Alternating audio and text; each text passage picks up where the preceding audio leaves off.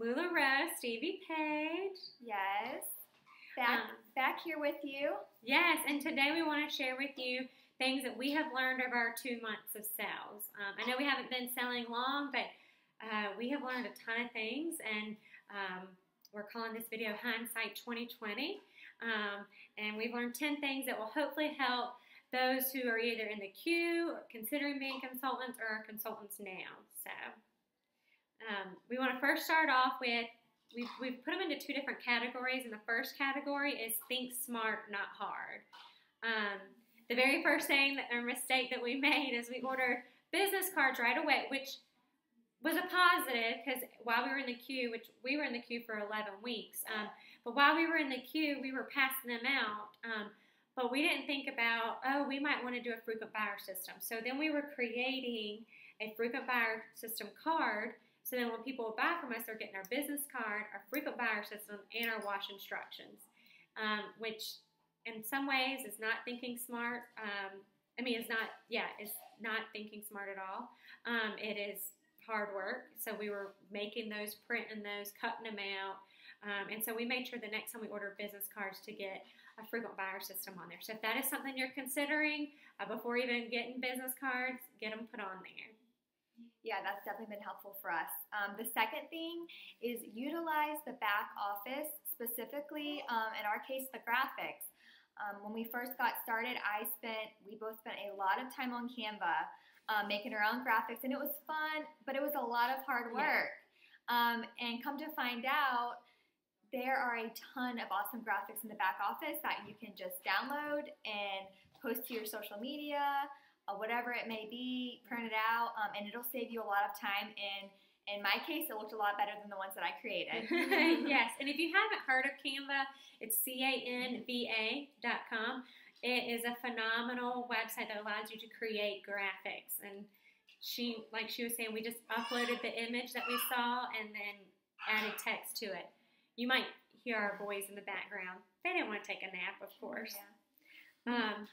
So our third thing that we learned was, if you're planning on selling on Facebook or any type of social media where you need to take pictures, you want to take the pictures of your inventory right away. We thought we were being smart when we were like, oh, we have a shop the box, or oh, we have a Popups this weekend, let's just wait till after those. But we were realizing what happened after all of our pop-ups that weekend. Every Monday we're having to go through all the inventory, all of it, all 800 pieces, to see which ones were not pictured.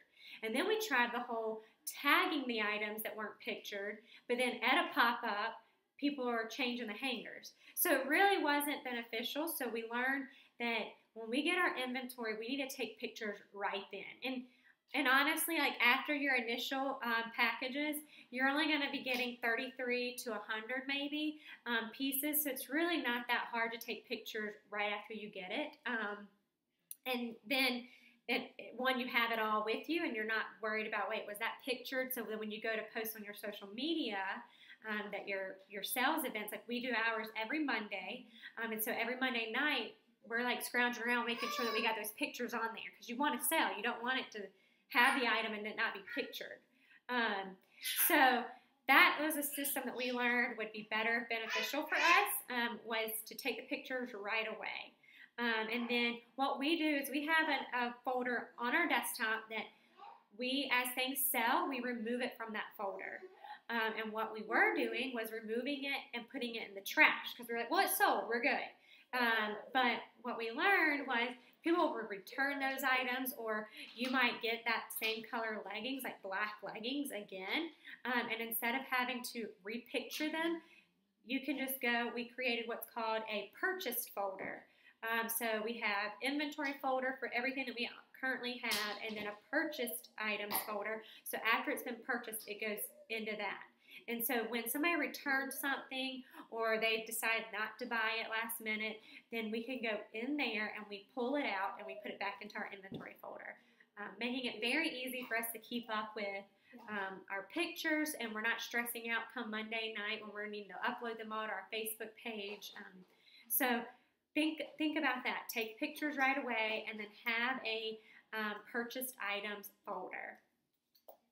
Okay, on to thing number 4 that we've learned so far, 2 months in, is be open and honest with your clientele. And what I mean by this is take control of your time and your client's time. One huge thing that I learned when we first got started was be in control of your social media. Don't let it take control of you. I know when we first got started, it's so exciting, but I let Facebook rule my life. I would get on there I was on there every second, responding to people, which is great. You want to get back with people right away, but people respect and appreciate if you're just honest and you post something that says, hey, we have, my nephew's baseball game tonight. I'm going to be gone for 2 hours. But so if you pay at this time, then I'll have your stuff shipped out by this time. Yes. And people know what to expect, and then it kind of frees you up to say, okay, I don't have to be on there for these 30 minutes because everyone knows that this is going on, and everyone understands. So I know that that has freed us up a lot when we're just open and honest with our clientele and let them know what's going on. Yeah, and it has allowed us to be with our family more. I know that was a frustration for our husbands at one point was, you're always on your phone on social media, and it's like, yeah, I'm trying to sell something. But, just to respect that time with them and just say, look, it's dinner time, I'll get back to you, So under the category Think Smart, Not Hard, we have the frequent buyer system. If you're considering doing that, get it on your business cards. Number 2, utilize the back office for graphics. Number 3, take pictures right away and then also have a purchased items folder. And then number 4, be open and honest with your clientele. So those are 4 things so far that we've learned. And now we've got another category, which is maximizing your business. We felt like the next 6 things fell under that. And the first thing that we feel like a way to maximize your business is obviously be creative. It is your business, so you need to, 1, get your name out there all the time. So we are constantly thinking of ways that we can get to a different group of clientels, whether that's teachers and doing, taking flyers to schools on teacher work days and saying, we're going to have an open house for teachers, come to this. Or it's vineyards and getting to go to a vineyard and set up for a vendor event. That's getting a different clientele. So be creative in how you're going to advertise and get your name out there. We're currently going downtown and trying to get our name and set up into salons. So think of ways like that you can do that. We actually created these cool little flyers that we're going to put up at our church. And this is something to also consider that has, like, if you're interested in hosting a pop-up, and then they can tear off our information and contact us. So we wanted to do color, but to save money, we did it on green. So that's something to consider, is something like that as well. And you can put it in Starbucks in your area. You can put them in your churches. You can put them, we have some cafes like right around here that we put them in so they know, oh, this is a consultant that I didn't know about. Another way to be creative is to, you're going to have cancellations. That was something that happened to us pretty early on. We had people schedule pop-ups and then had last-minute things that came up and had to cancel. And so when that cancellation happens, thinking of other ways that you can make money, like we did open houses during that time. We turned them into shopping hours, things like that. So think of ways to still make money even whenever a cancellation takes place. And then the last thing about being creative is when you look at your month and you see that it's pretty empty because you don't have a lot of pop-ups booked, think of ways, you go help me. One of our boys walked over here. But think of ways that you can fill it up with either shopping hours, open houses, you're going downtown to get your name out there. Just make sure that you have something on your calendar every day, and it's a different way to maximize your business. Yeah, and if you're doing those things that Stevie mentioned, then your calendar is going to be full. And our next takeaway so far is that there's really no need for these online multi-consultant sales. When we first got started, it was kind of the big thing that we noticed. But we actually, the entire month of August, we had phenomenal sales, and we did not do one multi-consultant sale.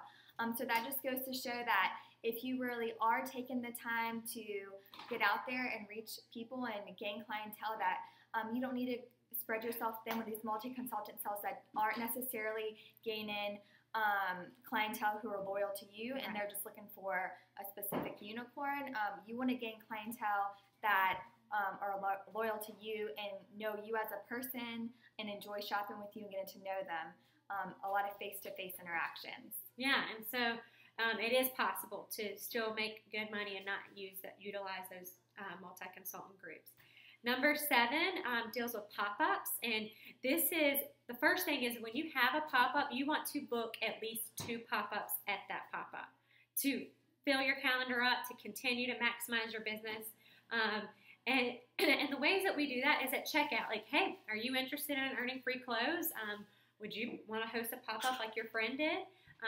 Or when you see women that are wanting stuff, but you can tell they don't have the money, then those are ones that you want to target. Like, hey, we do open houses and you earn free LuLaRoe. So we have one running off, so she's going to go get it. But yeah, so definitely think of ways that you can try to book more pop-ups. Make that a goal of yours at every pop-up that you have or open house to book a pop-up. And then next with that, this is still number 0.7, is to reward your hostess. They're going to be the ones who are going to get your name out there. They're going to be the ones that are constantly posting on your Facebook page the outfits that they have. They're going to be the ones that are going to say, hey, you need to book with so-and-so. They hooked me up.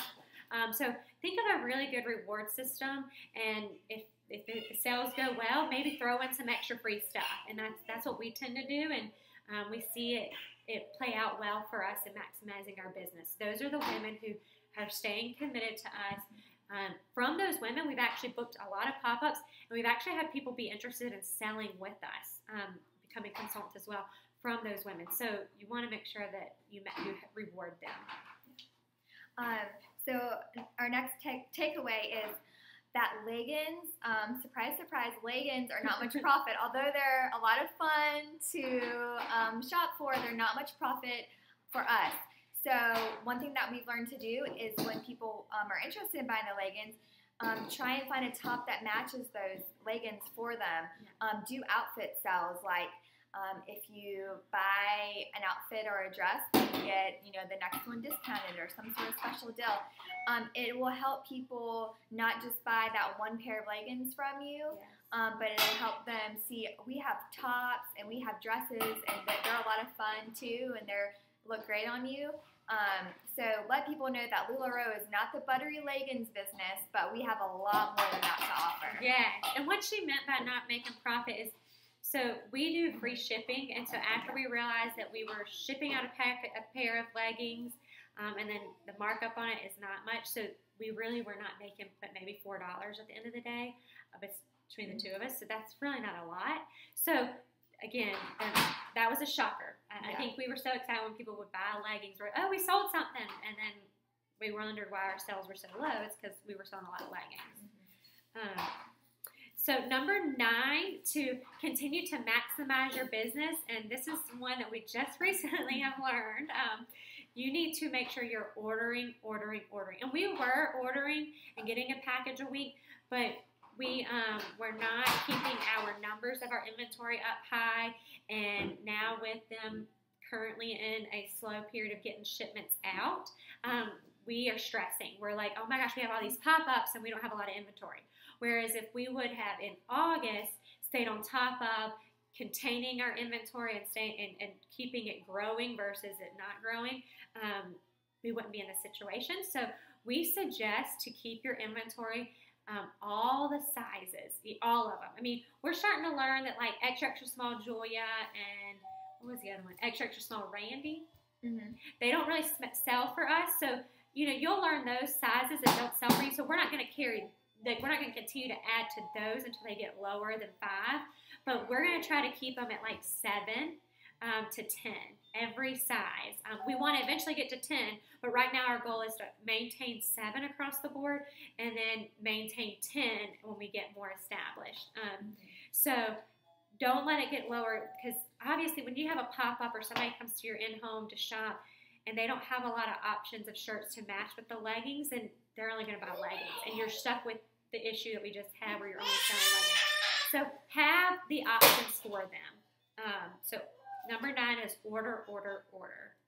Yes, and you will be ordering a lot because you will be selling a lot, because our next thing, that big thing that we found out, is everything sells. Yes. I mean, we heard it 1,000 times going into it, but 2 months in, really, guys, everything that you have will sell.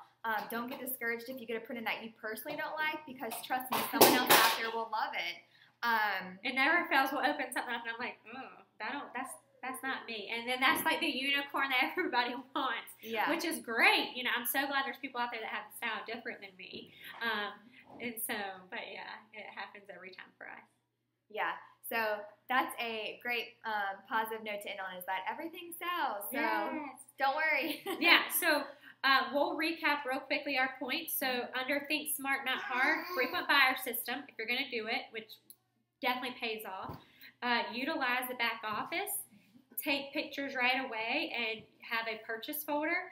Be open and honest with your clientele. You want to do that? Yeah. Get creative, whether that be with your cancellations that you have. Get creative going, handing out flyers, how you reach out to people. Point number 6, no need for the multi-consultant sales. Point 7, book at least 2 pop-ups at every current pop-up and reward your hostess. Point number 8, leggings are not much profit. 9 is order a lot. And number 10 is everything sells. So, yes. Thank y'all. We hope that this helps you. If you're in the queue or considering being a consultant, or already a consultant, and maybe you'll learn something from us. Please follow us, subscribe to us. Geez, they're getting into the China. But please subscribe to us or comment below if you have questions or concerns. If you're interested in selling, please reach out to us, LuLaRoe Stevie Page. All right, y'all have a good one. Bye.